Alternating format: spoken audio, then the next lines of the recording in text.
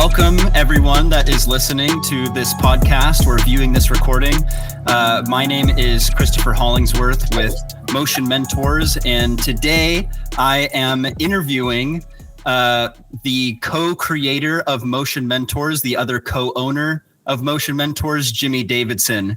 And Jimmy Davidson is the other half of the brain of Motion Mentors. And Jimmy has been on a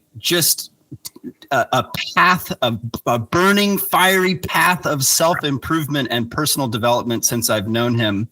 And recently, he attended a Tony Robbins event that multiple people have asked, what were like the key takeaways that he got from that and why he was interested in that at all. And so he's here today to share with us some of those key takeaways, some of the insights that he received that could potentially help a business that is in any stage. So whether they're in the beginning stages or they're in some further along, more advanced stages with their growth and development within their parkour business, hopefully some of the insights that Jimmy has today leaves you with something that is actionable and that you can walk away with. So welcome to the call, Jimmy Davidson. And is there anything that you'd like to say to introduce yourself or anything you'd like to add to any of the context that I've already provided? Yeah, thanks for doing this with me, Chris. Like you said, when other parkour business owners noticed that I was, posting about doing this 5-day course, and it was just another one of the third-party things that I'm trying to absorb to claw back into parkour and into my own understanding of how business works. There were a lot of people who wanted just tell me how it went. And it was a 5-day course, 12 hours a day. So it's really hard to tell you how it went. Yeah, absolutely. And a lot of those courses are really expansive and big like that. And, that's a significant investment of time and money. And so something that may be on the mind of anybody listening to this is, what was it initially about that course that had you decide to invest 5 days of your time and also however much money it costs? What was it that you saw that you could potentially get for yourself, or what attracted you to this event at all in the first place? Yeah, well, it's important to realize that this wasn't my first big course going into. So knowing the value that I've gotten out of other courses, which I'll talk about some other things that I've done leading up to this in a second, knowing that I've gotten some just huge return on investments when I do seek a mentor or I do seek an expert on a specific topic, and I get them to show me how they got their thing to 10 million, 100 million, in Tony Robbins' case, billion plus. I just have seen it really grow, provided you have to take action on it, which, luckily I'm an action taker. So I just knew it was going to be worth it. And yeah, it was a huge time investment. It was also north of $8,000, kind of depending on the discount that you do or don't get when you got into it. We paid $8,000. It was also all virtual. And I know that that's like a barrier to entry for some people. It's hard to sit and hold yourself accountable when it's virtual. But we rented a hotel, and I actually invited a bunch of my other, I invited another business owner who's in the parkour space, Tyler Trueblood from Hops Co. And then a couple of our, at Freedom in Motion, the name of my parkour gym, a couple of our key leaders, showed up and took the course with me, at least on a couple of days. So leading up to this, I had my first ever mentor who I hired back in 2017 and paid $4,000 for that course. And, at that time, I thought that was a huge amount of money. But as a result of that course, my parkour gym at the time went from $9,000 in monthly revenue to $20,000 just by implementing some sales systems that I learned from that mentorship. And then since then took on another, I went through Two Brain Businesses entire program. I had my mentor, I did their whole thing. That was also a huge boost in how we document and how we procedure. I since went on to get certified through Two Brain. And now I'm part of their ecosystem as a mentor, just through Motion Mentors, of course. And I've had, I'm on my 7th mentor for myself personally. We've taken multiple different courses, and every single time I was able to look back in the rearview mirror and say, yeah, that was pretty worth it. I would absolutely do it again.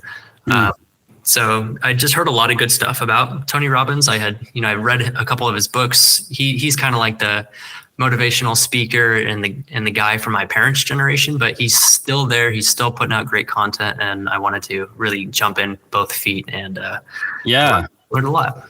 No, I hear that. And that's super cool. Like, it's really great that you have enough experience that you can say to yourself, you know what? Yeah, maybe this course is 5 days of an investment.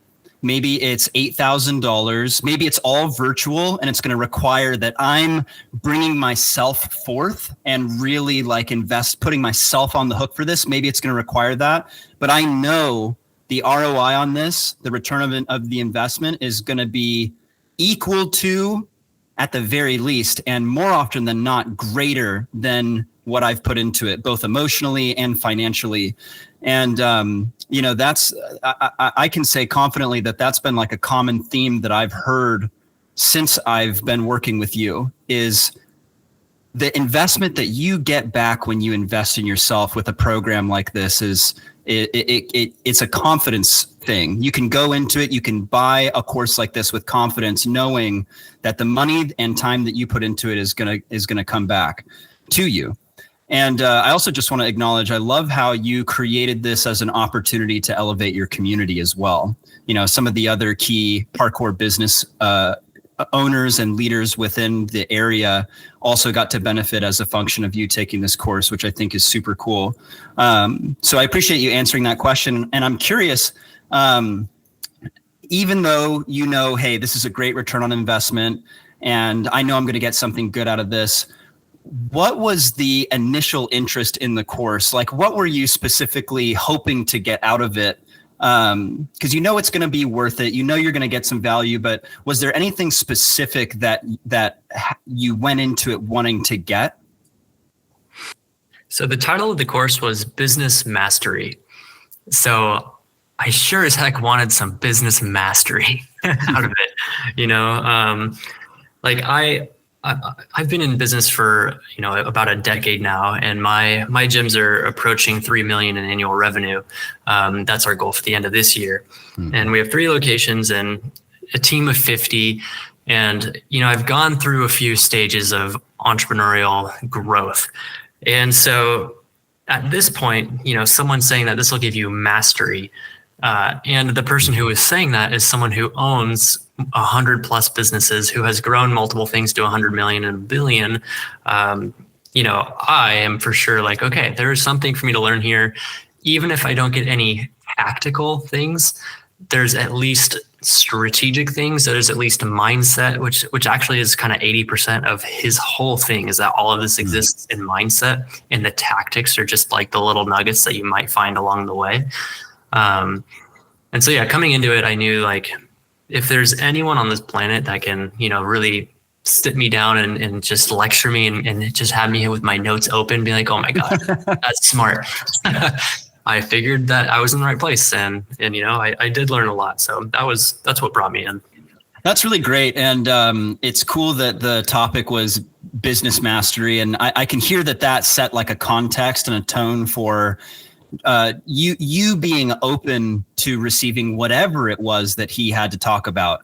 And I think this is one of the things that makes you very successful, is you're able to take basically anything that someone has to offer and put it through a specific lens, and like you said, you're like, yep, if I don't walk away with this with specific like actions to take, I am going to walk away with mentality, and like where I should be positioned and looking and learning from.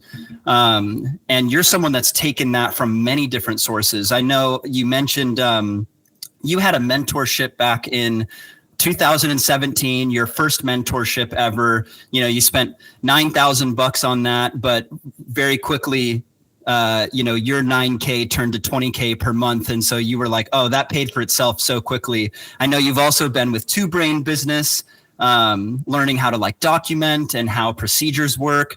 And you've been through 7+ different mentorships.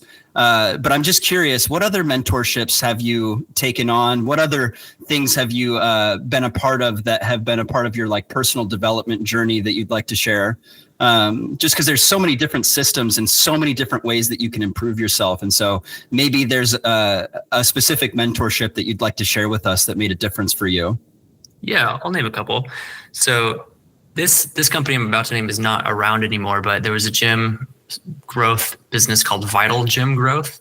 The guy who owned that was named Henry Fortenauer, and he was kind of my first sales engineering mentor. Like, here's how to get leads, because he was a lead agency.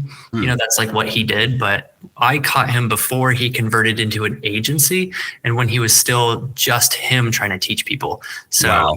He went on to like start a whole chiropractic and dental agency. Yeah, you got him when it was good, when it was like, oh yeah, like this guy's available for one-on-one calls. Yeah.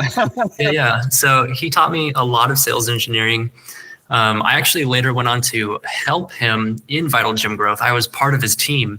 So like right around from that, I started mentoring other gyms, but on his gym mentoring company, but they pivoted at the start of COVID. So that's not around anymore. But moving on from that, I did a whole program with a company in Southern California called Founders First, CDC, and they're a not-for-profit who's dedicated to growing small businesses, specifically ones that have, women and people of color and indigenous people in the company. And so we got into that because, we do have women in leadership. We do have people of color in leadership. And so, they let us in, and they have 3 different tiers of courses. I did one level of a course, and then one of my other business partners, Nathan Rogers, did a different level of course in that. And it's like a 4-month long journey. And you go through these different modules of like, here's how business financing works. Here's how, like accounting can fit into a profitable business model. Just like the nitty gritty hard stuff about running your business. And it ended at the very end with a pitch contest. You had to put together a pitch about your business and actually pitch to live investors in front of an audience. Oh, whoa. Yeah. Wow. And it was a competition, and you get scored on it. And the panel, the panel in front of me was like, this guy is like the president of the regional US bank. You're like, that's the guy right there. There he is. This person like owns $100 million beverage company, and he's like looking to invest in people. And so that was the like Shark Tank. It was. And you're competing, like they all won, like Shark Tank. Anyone can get the investment. And I think this is actually on YouTube, but I won. I got first place. Yeah. Yo, let's go, dude. Hell yeah. That's super affirming. Yeah. That's awesome. Wow. What a cool experience. And like, what better, I can't think of a better way to like test you and like put you to the test, for like your sales chops and for actually investing and growing your business than, hey, here's people that like really know what they're talking about, and they're going to eat you apart. Like, can you grow from that? That's so freaking cool. Like, yeah. I personally, I would love to be in a situation like that where it's like, yeah, test me, like, let's get into it. But I could see some people being like, that doesn't really work for me, which is why I also think it's cool that you've done so many of these different mentorship programs. I want to circle back to something that you said, but before I do, is there anything else you wanted to share about that? About that one, no. Let me throw in just to kind of answer the question fully. And then we did Two Brain Business, which now I'm, licensing a lot of their content through Motion Mentors. So that's us like bringing that huge amount of experience that they have into parkour and through mine and your brain, Chris, because we know parkour. We know the context. So like now we have all of their stuff. I went through their program. We have calls with their CEO often, Chris Cooper. Yes. So we have all that too. But in addition to programs, like I'm a voracious reader. Like if I pulled up my Audible, it would be multiple scrolls before you got to the end of just the business books, you know? Wow.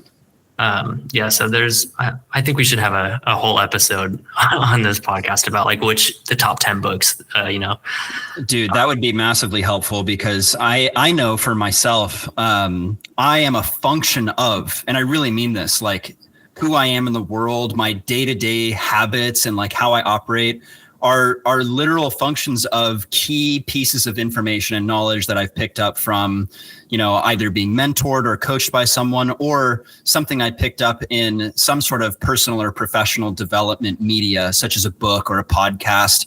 And so I think, yeah, that would be super helpful. I would love to dig into that in another episode. Like, hey, here's the key, like, pieces of media that you can really get some stuff that's going to change your life that you'll use day in and day out. It'll transform your interactions with people. Like, yeah. So, and I see you undertaking that all the freaking time. And I've been influenced by that as well. As you know, when we undertook Motion Mentors, I also really started like jumping back into reading specific books for what we were diving into, because it's so important to reference that material. Awesome. Well, anything else that you want to share about the just like other forms of growth that you have had and like other personal and professional development experiences that you've been through? Yeah. So there was reading, there was taking courses specifically. Another one that I try to do a lot is go to conferences. So three conferences that stand out that I've been to. One is the Funnel Hacking Live conference, which is held by ClickFunnels, which is a marketing internet company. And they had just some powerhouse entrepreneurs come and talk, like, Alex Hormozy or Russell Brunson or, like a couple authors that I follow. And so those are, 3, 4, 5 day conferences all day. And then you stay at the hotel, you're mingling with just tons of other entrepreneurs. And I actually, the notebook that I have most of my event notes in are in the journal from that conference. If you're listening, I'm holding it up into the video, but so I filled in maybe like 20 pages from that conference, which is a lot. And, I've continued to fill in notes in this journal, which is almost full now. Another one was just going to Art of Retreat, which is like a parkour business symposium, which is much smaller scale than the previous 15,000 people in attendance conference with ClickFunnels. But, at least Art of Retreat, you can speak directly with other parkour business owners. And then I went to a conference held by MindBody, the gym CRM software. They had a conference, it's called Bold. And just like went and talked specifically with like other gym owners outside of the parkour industry is kind of key there, because you learn a lot when you look outside of the box. And those are just 3. I've been to maybe like 10 conferences plus. Yeah. Dude, that is fantastic. And I think anybody that's listening can tell that, personal and professional development isn't just something that you see as necessary, but it's something that you're very passionate about, and something that is like a core value of yours to continue to develop yourself in this way, and then see how you can give back to the community that you care about. And so, all of that in the background, all that being said, I think that should give anyone that's listening a really good idea of like, hey, for these next few questions, I'm going to be asking Jimmy about the event that he attended. This is not just some random guy that is giving me his experience at the event. Like, this is someone that has tried, practically every mentorship program that there is available for our niche market. This guy has been through. And so, all of the key takeaways that we're about to jump into, I invite anyone that's listening or watching to listen to this through that lens. Know that who is sharing these insights is someone that has really tried just about every program that there is. And so, he's done a lot of the work of filtering out the BS already, if there was any, and is really just going to give us the good nuggets. So that being said, before we get into the key takeaways, because that's what we're really here for, I want to provide a context for them, for anyone listening, because there's a lot of different takeaways you could have had, Jimmy. You're someone that has been a parkour entrepreneur running gyms for well over a decade. You know, like for quite a while, you have managed and operated your own business. And so I'm curious, if you were a beginner, if you were attending this event as a beginner level entrepreneur, you know, what are the specific takeaways that you got from this Tony Robbins event that, and I want to get specific, so and make it really educational for anybody listening, so that if they're in these beginning stages of their parkour entrepreneurship, this could be making a difference for them. So what are those key takeaways if you were a beginner attending this event?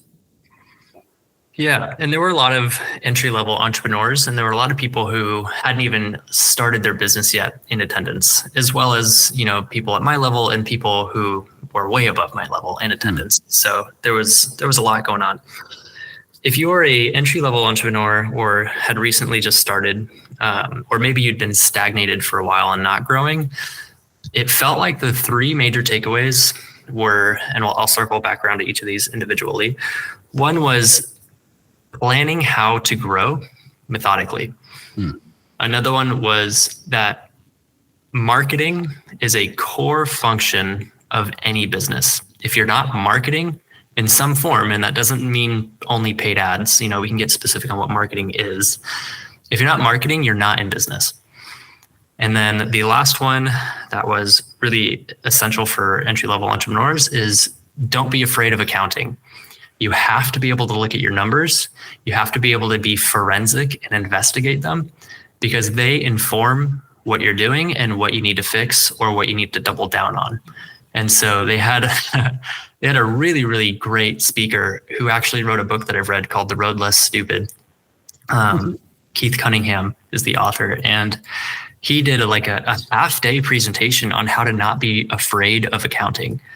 and it was really good. Like, I'm not afraid of accounting. I like that kind of stuff, and I still learn stuff. Okay. So how to grow your business methodically, marketing and accounting.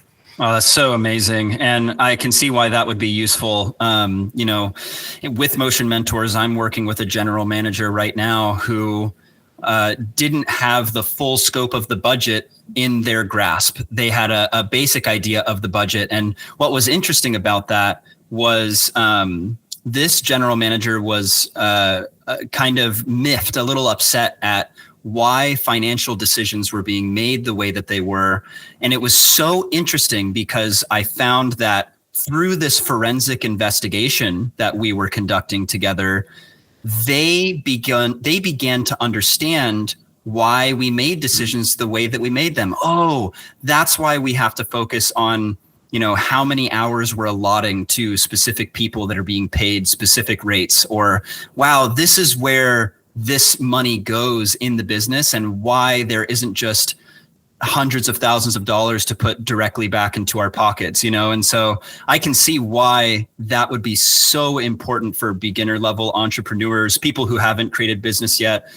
Because if you just have that knowledge right off the bat, your foundation is so much bigger for what you can build on. So yeah, that's just something that I'm also personally dealing with that I thought I'd share about because it's so relevant.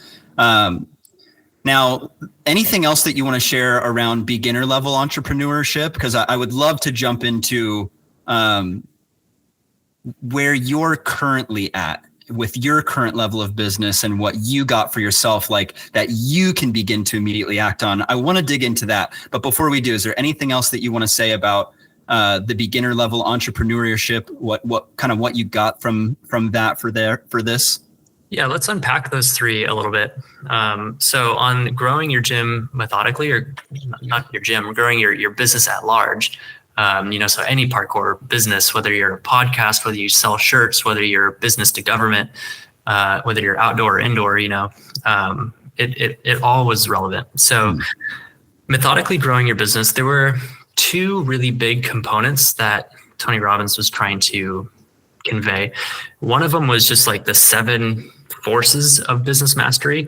And those were like 7 specific areas in your business to look into. So one of them is mastering your sales system. Another one is constant strategic innovation. Those are just 2 out of the 7. And what they were doing was prompting you to work with your team, work with your key leaders to once a week go through just one of these 7 blobs. So maybe this week we're working on specifically how can we analyze and improve our sales process. That is our whole thing we're doing this week. And they said spend at least 90 minutes diving in, growing that this whole week. And then next week you just move up the ladder. So next week maybe it's like, strategic innovation or world-class marketing was one of them, world-class marketing and product promises. So next week, we're going to really look at least a 90-minute meeting on what are we doing for marketing. And I said before, and this is important for entry-level entrepreneurs, marketing is not paid ads. Marketing is your message to the world to make them aware of you, make them aware of what you're doing, and make them aware of how you're going to impact their lives. So whether you're marketing out into the world are, Instagram Reels, this podcast that the listener is listening to right now is marketing. It's us communicating to them. It's us disseminating business knowledge to the parkour community. Maybe that's the newsletters you're sending out, and maybe it's just your in-person, what are you actually saying to your client? So all of that is marketing, and also paid ads is marketing. So they would say spend 90 minutes with your team, really look at the content you're sending out. Is it landing? Is it actually working for your avatar, for your target audience? What messages work for your target audience? And are you speaking their language? If not, how can you get closer to that?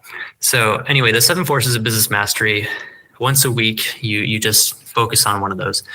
Another one was a 10-10-10 plan. The 10-10-10 plan is a goal setting method where you look at your business in 3 main components. It's how many clients do you have? How much are they paying? And how often do they pay you? And basically it's you're just being prompted to say, okay, can you do a 10% improvement to all 3 of those this year? Which is, a 30% growth, and not even considering that things compound upon each other. That's just a 30% growth. If you let it compound, you're almost at 100%. And so now it's like, okay, zoom into just getting clients. How can you get 10% more leads? How can you convert 10% more of those leads to paying customers? And you set either a quarterly plan on that or a yearly plan on that, and you get specific, you write it out. And at this conference, there's people from all over the business world. So the Tony Robbins team, they're not telling you what to do, which would be impossible because there's dentists there. There's a parkour dude randomly there, Yeah. So they can't tell you what to do. They can only tell you how to think. And so how can you get 10% more clients? How can you make them worth 10% more? Which is basically look at your offer, look at the value you're creating.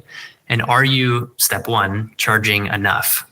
Most of the time, for most entrepreneurs at the beginning level, it's no, you're not charging. Totally. Yeah, they're afraid, or there's some sort of barrier in their relationship between money, or they're just uninformed somehow. Yeah. For one reason or another, they haven't taken that leap for sure. Or they're informed, Chris, on the wrong thing. If you're listening to this and I'm about to say something, if this is you, really reconsider. Many business owners will set their price by looking around the room, looking around the block and saying, well, they're charging $12. They're charging $12. I'm going to charge $12. And now you're just like everyone else in a race to the bottom for who can charge the least. And when you're doing that, you're undercutting your value, you're undercutting the mission you're serving, and you're just not making enough to function or pay living wages to anybody, let alone yourself. Totally. Yeah, good luck making the impact you're out to make when that's the case, being in a race to the bottom. And I think everything you're talking about here is super important because, it's kind of like you said, there may be a dentist in the room, there may be a random parkour guy. What you're talking about is universally applicable. and for a lot of people, these are really big contextual shifts that for most people, they're either missing a contextual shift or it just hasn't been introduced the right way, that if you do shift contextually, will just transform and skyrocket your business in the best of ways. Like even you just talking about marketing and being like, hey, marketing is not paid ads. Marketing is sharing your value in a way that other people come to value it how you do. Like that is like for me, I'm like, holy crap, if I shift my marketing to think from there, that transforms how I think about marketing completely. I'm now no longer looking at like Facebook ads or Instagram ads, or target ads. Like I'm thinking about this completely freaking differently. And so I'd love to get into some more of these skills. You just went over the goal setting exercise and the 10-10-10 compounds for growth. I'm curious what other ones that you had are. Yeah. So to finish the 10-10-10, the last one was make your customers pay you more often. For some subscription-based businesses, like at my parkour gym, we bill once a week. So, it's not like we can squeeze another week and bill twice in 1 week. It doesn't work. So we switched that one out to instead get 10% more customer referrals, Oh, I see. And even just making that, how can we improve that by 10%?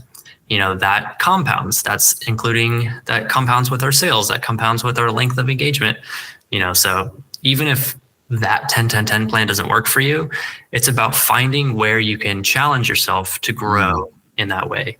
Yeah, you're creating those compounding effects, looking at who's in your gym or who's in your business and how you can apply those 10% increases in multiple areas. Yeah, that's cool. That's really cool. So if I tend to speak from the gym owner perspective because that's where I got my start. But let me just create it in case someone is listening and they don't have a gym or they don't have an outdoor practice. They have a podcast. They're trying to get sponsorships or it's some other thing. So like 10% more leads could be like, how can I get 10% more inflow of listeners or inflow of viewers? Or, how can I make them pay 10% more? How can I charge 10% more for my shirt?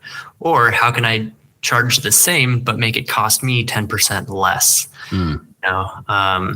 So despite what kind of parkour business you are, just look at how people are coming in, how they're paying you, and how you're growing, and do 10 multiples to all that. And if you need help, please reach out.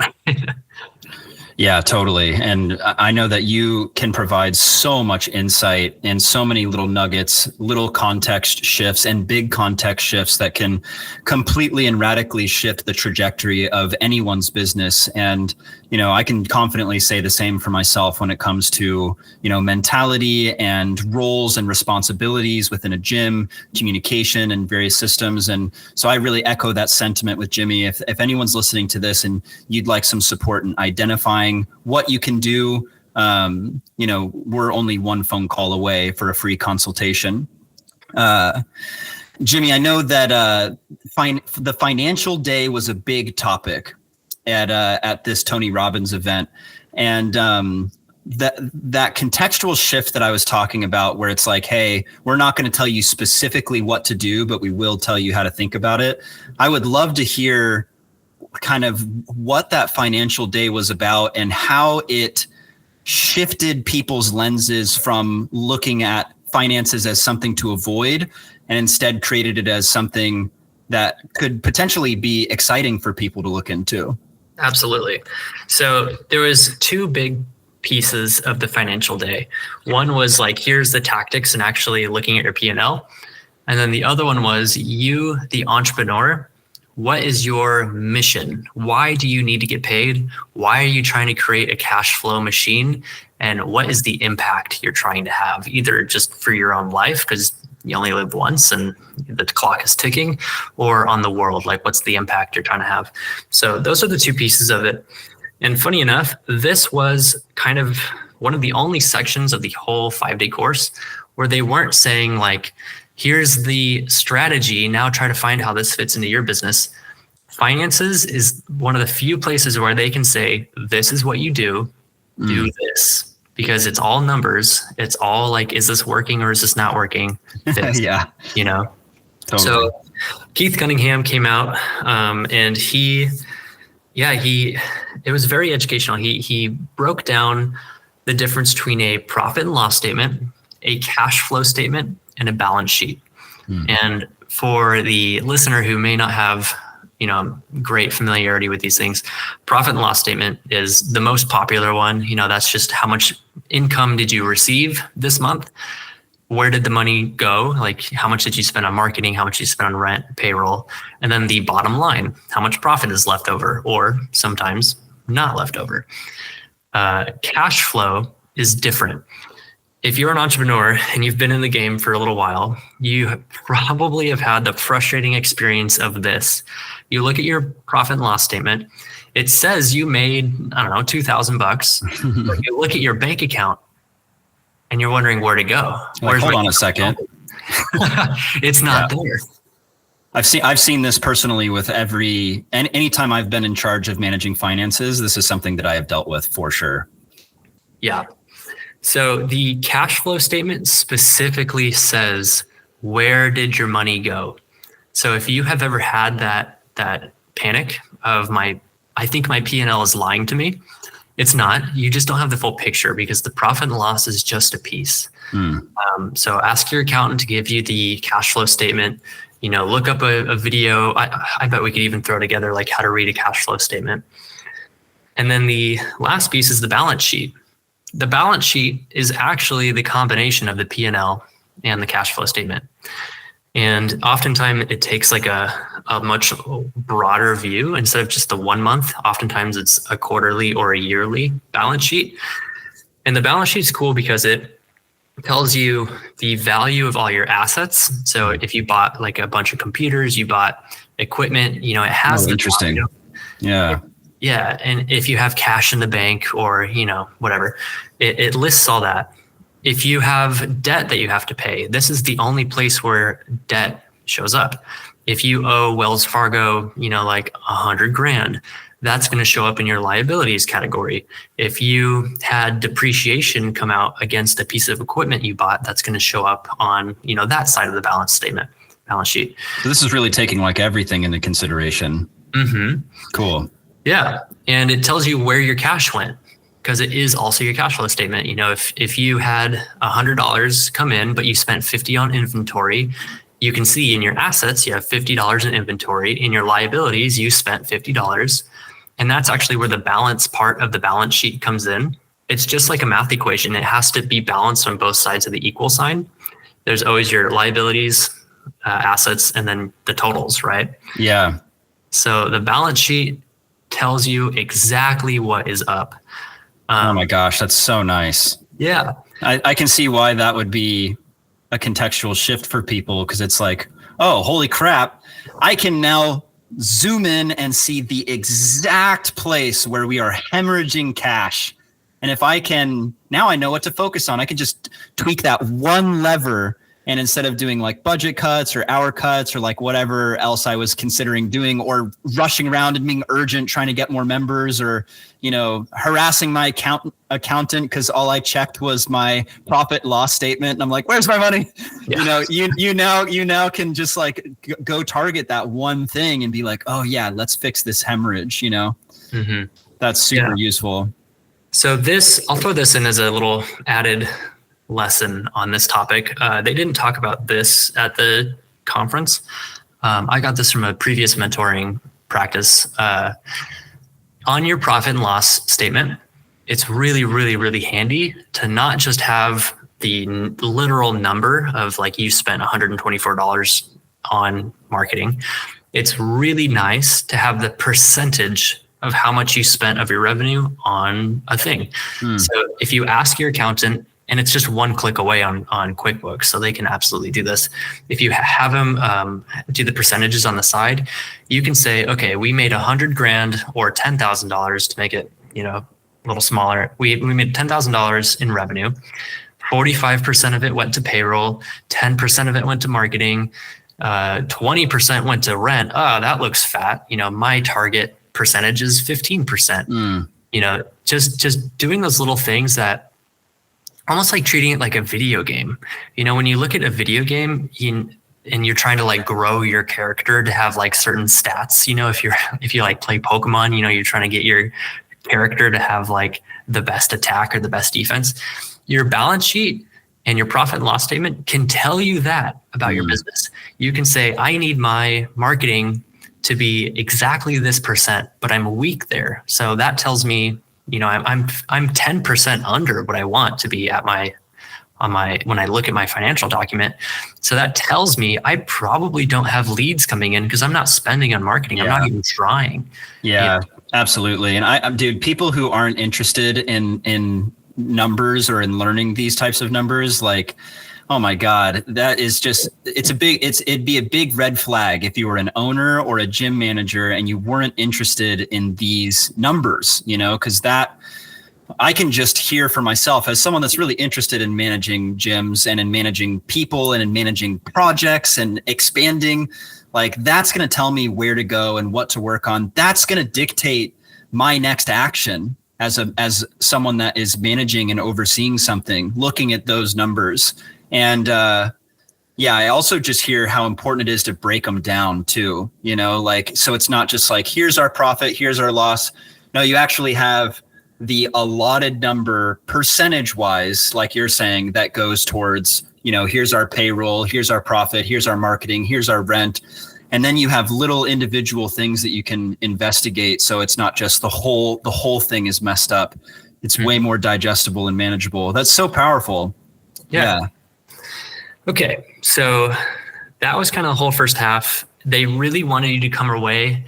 And this is a big thing Tony Robbins does. They'll make you stand up and like start dancing and stuff because they want to like change your physical body state so that you have like a different emotion.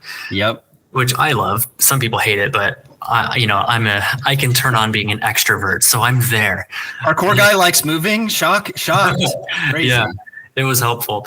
And so, and while you're dancing, you had to do this incantation, which is you shouting out like a truth that you want to speak into existence. Essentially, it's what that word means. Hell yeah. And they had you incantate, I love accounting. I love spreadsheets. I love charts, So for anyone listening, this is the training to take away. You want to do this with your staff. The ones that don't like accounting and don't like finances, you have them recite this incantation. It'll rewire their neurons. Totally. Okay. And so that was a few hours of getting really in the weeds of learning that. And side note, if that's really, really scary to you, at least get a bookkeeper and have someone holding your hand through this. You don't have to be alone. Bookkeepers are not even that expensive. Totally. Okay. The next part was you as the entrepreneur, when you pay yourself, which a lot of entrepreneurs don't, asterisks, you should. When you do pay yourself, what do you do with that money? And the question was, what is your life for? What is the money in your life powering? And they brought you through this exercise where I'm looking at my little booklet that they gave me. And in one area, they ask you to define your freedom fund. How much money by percentage are you going to put in your freedom fund? And that is your financial freedom fund. Like how much do you squirrel away? You put in different investments, you put in the stock market, you reinvest into education. What is your personal financial freedom fund? And they tell you to define that, and you actually write it out in this journal. And so I said, for me personally, 50% of everything that I make goes into either reinvesting into my own education to improve my cash earning potential, or and I define the specific mix later, or it goes into long-term investments like the stock market, or there's all sorts of things there.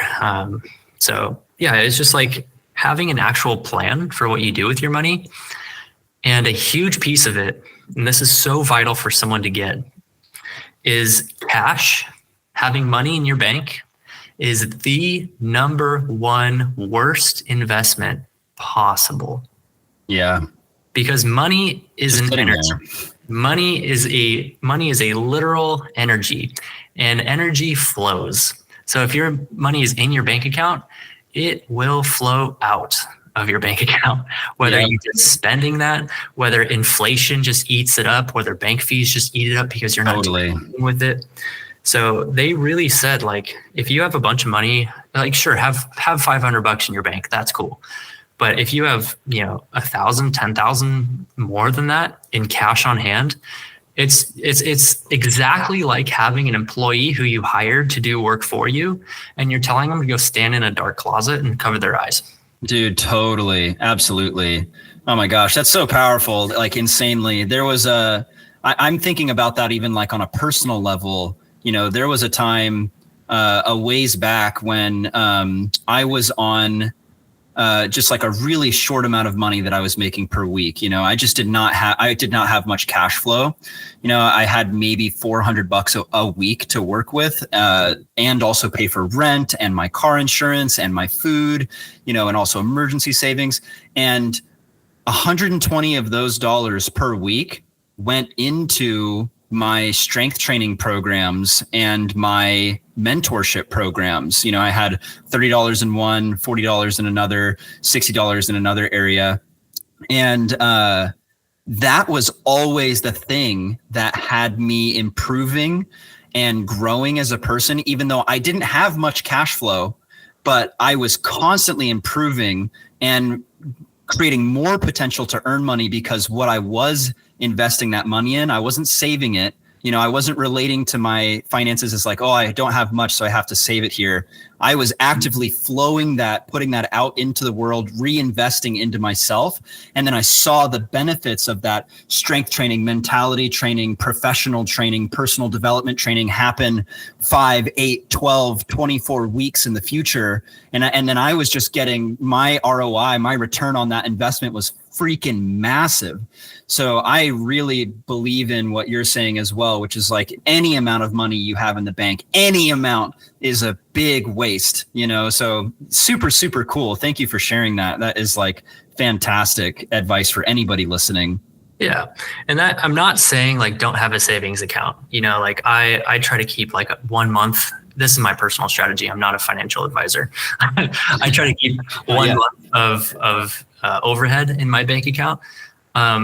And sometimes less, because I have credit cards and I have a great credit score, and I don't struggle with paying off my credit cards because I live within my means, so that's my emergency fund. But everything above that is what I'm talking about, like cover your bases, but everything above that, put it to work. Your dollars are your personal little employees. You want to send your personal little employees off to make more little dollars to bring back home to you. Yeah. And it's just a waste. And that was a big, wow. That was a big topic. And, deciding on, okay, how much percentage of my income am I going to put into a 401k? How much am I going to put into stocks? How much is specifically for riskier investments like crypto or saving up to buy a rental property? That's even a whole bucket that's on my little paper here. Yeah. So that was a huge topic. And if you're an entrepreneur and you haven't thought about your own personal financial path outside of the business, that's a huge problem, because if your personal mindset around finances is limited, that bleeds directly hand to hand to the business. If your personal financial plan is non-existent, you probably don't have one for the business. 100%. And I mean, you and I have come across this, your own personal hangups around money will totally get in the way of you making money with the business, you growing the business, you paying your coaches what they deserve to be paid. It's gonna, what your bottleneck is what your business's bottleneck is.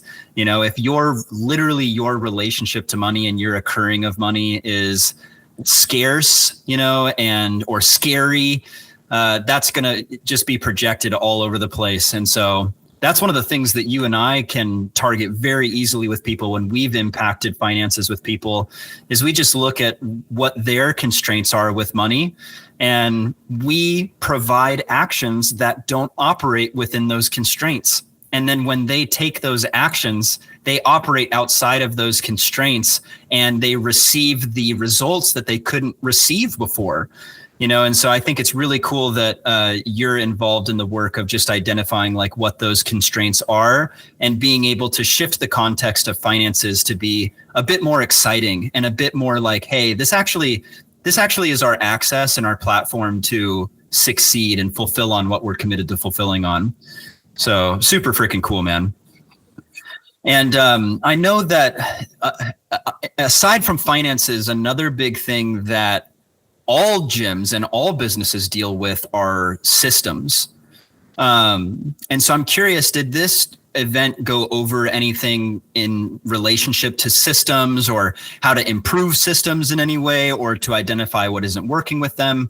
Because everything is a function of systems. So I'm just curious. Yeah, not too much. It was kind of system and SOP light, standard operating procedure light. Like I said, the biggest thing was the mindset. They did a lot about marketing, a fair amount about sales, but I think they didn't quite go into SOPs other than just like you should have them and you should plan for scalability because that's like so specific to the industry. So if someone came to me and they were looking for SOPs, it would be a function of where are they at in their business? What's their revenue? How many clients do they have? What is their business? Are they indoor, outdoor? Are they, one-to-many, one-on-one? And then from there, we would identify the 20% of the SOPs that are responsible for 80% of the value creation of the business. And from there, try to free up the entrepreneur's time. But the business mastery didn't get too far into that. And that's my assumption why. It's just because there's so many people there. That makes total sense. Well, I have a couple of more questions left here. And one of them has to do with, given that this was a business mastery course, is there any key takeaways that you had regarding search engine optimization, marketing, websites, landing pages, communicating your intellectual property to people, anything like that you'd like to share? Yeah, they had a lot to say on that. So they had the author of Marketing Made Simple, Donald Miller, I think. And he is one of my favorite marketing authors. That book, Marketing Made Simple, is a really great book on kind of two major topics. One is, what is the message that you're trying to communicate to your audience, which is the foundational question in marketing. And then a big other component of that was just the landing page. Landing page is, whether you're a brick and mortar business or you're a digital business, your website landing page is more than likely the first impression that someone has with you. And so on the landing page topic, they broke apart. And this is something I came into it with a fair amount of knowledge on because one of my past mentors was a CRO expert, conversion rate optimization expert. Oh, cool. Yeah. Yeah. So he's looking at like all the people that are coming in from the site and using that as like a way to determine his statistics then. Yeah. Yeah, exactly. So if you go to Freedom in Motion Gym's website and you look at our Try a Class landing page, it's good. It's really good. Yeah. And there's science happening on it. So he laid out like the importance of using video, the importance of sticking to one clear communicatable message. So it's like, here's who we're speaking to. So like if I use the Parkour gym example, parents, are you trying to get your kids into something that transforms them into a ninja? That's not a good headline, but I'm just making it up. Yeah. That's the header. There's a video that shows it. There's a button that scrolls them down to the form. And then there's a form on that same landing page where they enter their lead info. And that's it. You don't expect them to do any more clicks, reduce the amount of clicks. You don't try to add in other ideas. So you're not saying, and we have open gym, and we have birthday parties, and we have blah. Right. You're not saying any of that. You're saying, we are this. Here's how we can transform your life. Sign up here. And they gave us a cool graphic on how you can lay it out. And they showed us some videos on. They actually gave us this video type that I'd never seen before, and it's called the form submission prompt video, and it's a video that goes right above your form, the actual lead form, and it's about how to fill out the form. Oh, interesting. And CRO experts have found that just having a video, which seems kind of obvious, and like just having that improves conversion rates by like enough to justify the form. Oh, snap. And it looks like, the video, to just recreate it for the listener, would be like, someone being like, okay, it looks like you're ready to get started. Working with us looks like this. Fill out the form below, and then one of our enrollment team specialists will give you a call. From there, we're going to book you into your trial class. You'll see how much your family loves it, and then we'll review our membership options with you in person. Okay, that's all right down below. Looking forward to meeting you soon. Totally. Yeah. Oh man, it's so great too, because like anywhere that I've worked that has focused on sales, one of the key elements that is like vital in a successful sales workplace is that whatever you're selling is easy to buy. Yeah. And, we had that a podcast with Seth Rugi, Ravi Riapino from Swift Movement Studios. And, he was talking about how one of the things he did to improve his conversion rate was just make it way easier to buy, make his program way easier and way more simple to buy. And it sounds like common sense and it sounds easy, but it so isn't. Like creating something simply is masterful and is really freaking cool. And it requires an in-depth understanding and knowledge of what you're selling and how to sell it. So I think that is something anyone here, whether you're like a beginner entrepreneur or someone that's been around for decades, I would be more and more interested in how to simplify the selling of your product and make that easier. I can just hear that all over this landing page material, Yeah. And if you're listening to this and you're wondering, how can I improve my lead acquisition and my entire sales acquisition channel, your marketing funnels, your landing page, this is where, me and Chris are business partners. This is where my specific knowledge comes in really strong, because I studied this a lot. And this was one of the things that was kind of gatekeeping my parkour gym from growing back in 2017 when we started finally growing, was I fixed this first.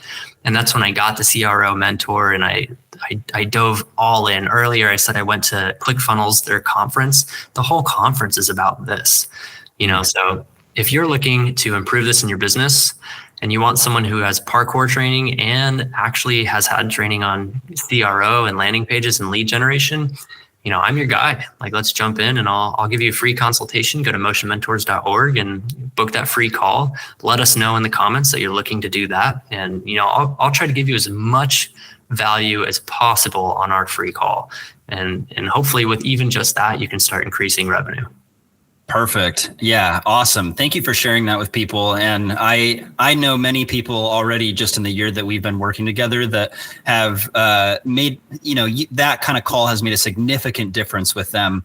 A lot of people that continue to work with us ongoingly, obviously we have some fantastic results with them, but even just the people who schedule that 1 hour consultation call, walk away with actionable steps and some clear direction. So I think that's great that you offer that. One last area I wanted to touch on, which I think is super important for just what you got out of this this Tony Robbins event and how it can apply to our businesses, is I know you've done a lot of work with something called your avatar. And your avatar is the person that you are going after, your ideal client that you want in your gym. And this is a concept I know that you go in depth in your business marketing essentials course that you offer through Motion Mentors. I know this is something that you train people on. But I heard that this event also targets almost a different side of this equation. And that's getting into the buyer persona. So I was hoping you would share with us a little bit more insight into the avatar and the buyer persona, what that is, why it impacts your business, and why we should care about it at all.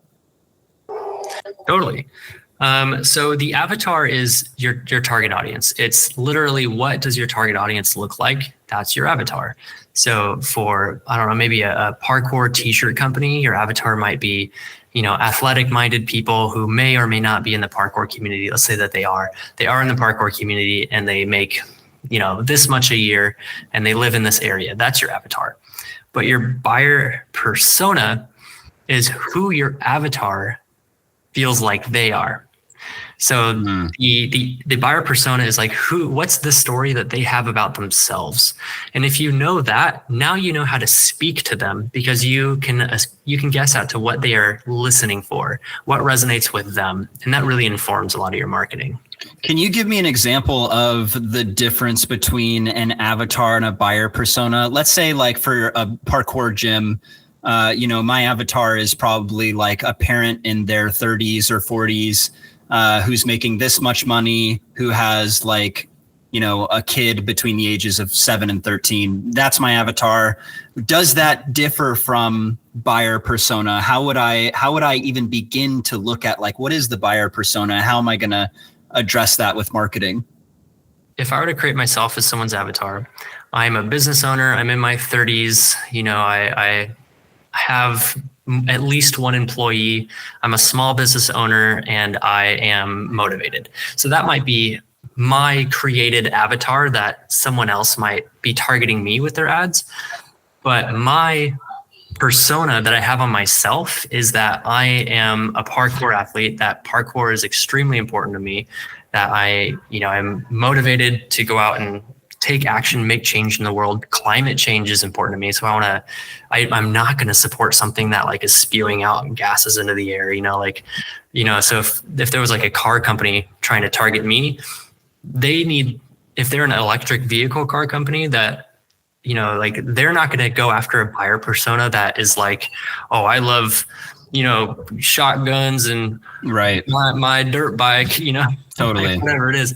They're going to go after someone who is like a lot more granola, who like really is sensitive to that. And that's the buyer persona, because that's how I feel. So this is like marketing. This is like a marketing strategy and tactic where you're getting your hands around how a person experiences themselves and you're speaking to it. So if I was someone that was trying to attract you as a client, Jimmy, I wouldn't necessarily target the avatar. I wouldn't target like, how can I appeal to like a small business owner? Instead, I would look at like, how could my product appeal to someone who is sensitive to the environment, who is a passionate, avid practitioner of a sport, who's looking to have their business be the platform that they make their difference in the world with, so that's more so where I'm standing and where I'm looking from with my marketing. Am I getting that right? Yeah, totally. So if you're marketing to a parent, you're marketing into that they want to be a good parent. They want to see themselves as doing right by their kid. So you can speak into that, and that goes a long way. That's interesting because for a long time, many of the things that I do in my career, I know they work. I know me looking someone in the eye and acknowledging them and making sure they get that I get them. I know that works. I don't have a lot of ways to measure things like that. But this is one of those ways that I could see you being able to quantify more qualitative things and be like, oh, hey, actually really getting people has them sign up like with this percentage more. Does that make sense? Like if you really are marketing to the buyer persona, and that is a clear indication that you are connecting with people's core values, and that's a hard statistic to track. That's actually really interesting and really cool.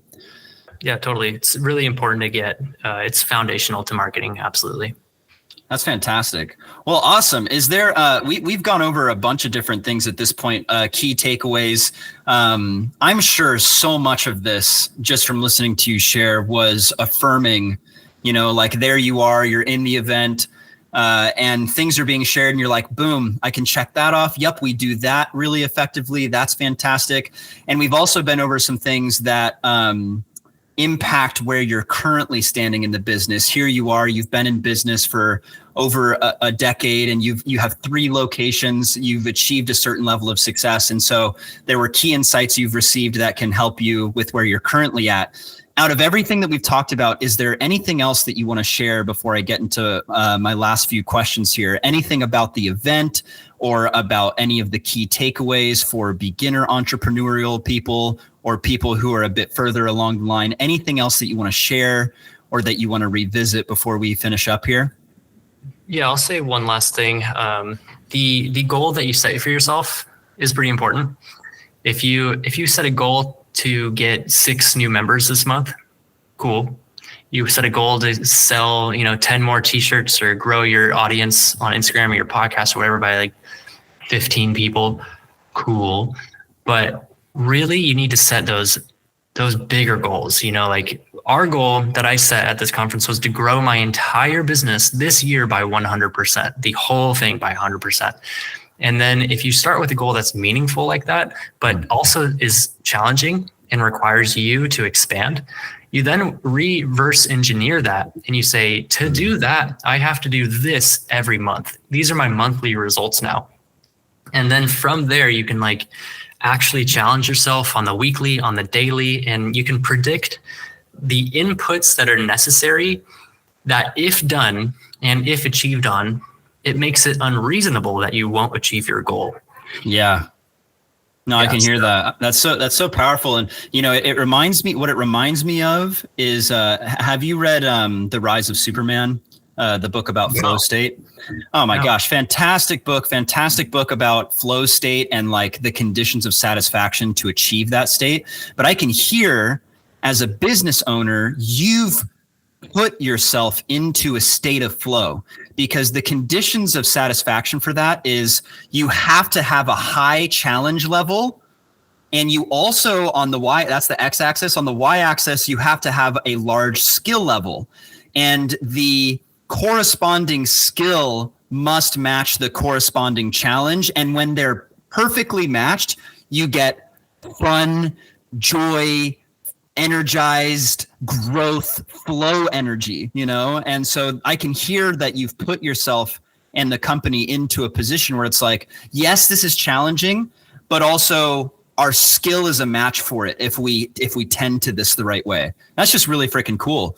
I think everybody should be challenging themselves in that way. And actually, I would love to just share one tidbit too, that this reminds me of challenging yourself to this extent, having a goal that kind of stresses you out a little bit. 100% in 1 year is like, I could imagine like, that's like a little stressful, but there's an experiment that, and I forget if it was Yale or Harvard, it was some university, and this is a peer-reviewed study where they were attempting to find out the perfect environment for single-celled organisms to thrive in. And they balanced the pH levels and they gave it all the right food it needed so it didn't need to explore. And they were just trying to find out how to make the perfect environment, which they very quickly did. But then they found out something really interesting, which is once they provided this perfect environment for single-celled organisms, every single one of them died because there wasn't a stress. There wasn't anything for them to do. And what are we as human beings, if not a huge freaking collection of single-celled organisms? So if we're not challenged, we're dying. And I'm sure you've met people that are not challenged in life that appear dead on their feet. And this is why. And I think the same thing could be said for an organization or a business. If there's not a game that you're playing as an organization, as an enterprise that is challenging you, if you're too comfortable, you will fucking die. And so I think that this is just like so important, especially as the owner of the company. Who's going to put us in that environment other than the owner, other than the person that's leading the ship, and I see people afraid to make financial decisions such as charge their clients more or express their value to their clients because they are comfortable and because they are afraid to play that bigger game. But it is so important, so crucial. So I just wanted to point that out. That's just a really cool study that is universally applicable here. There's another metaphor on that one. These other scientists were trying to grow palm trees. And they were trying to grow them in a greenhouse.